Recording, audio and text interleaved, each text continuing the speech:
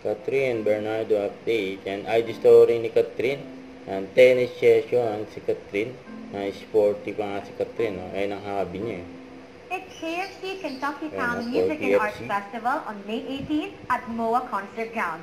Hurry and get your free concert pass from May 11 to 18 with just a 300 peso minimum purchase only on KFC products.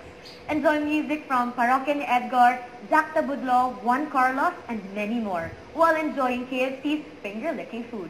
For more details, follow at KFC Philippines on Facebook and Instagram. Post ni Catherine sa kanyang Instagram yung for Gatorade and nag-workout pa nga. Diyan sa pinag-gyman ni Alden. Pare sila ng pinag-gyman. Sabi ni Catherine, how to stay fit in this heat. With Gatorade, no sugar, I can easily stick to my fitness goal while staying dehydrated without the sugar and calories.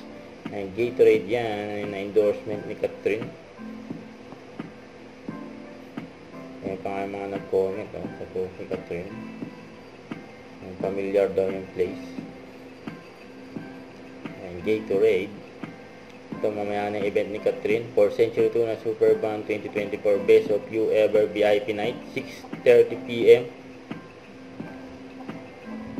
Yan, post ng B-Jewelry para kay Catherine. Sabi, hair day ring style will be heating up your skin soon. Ano ba?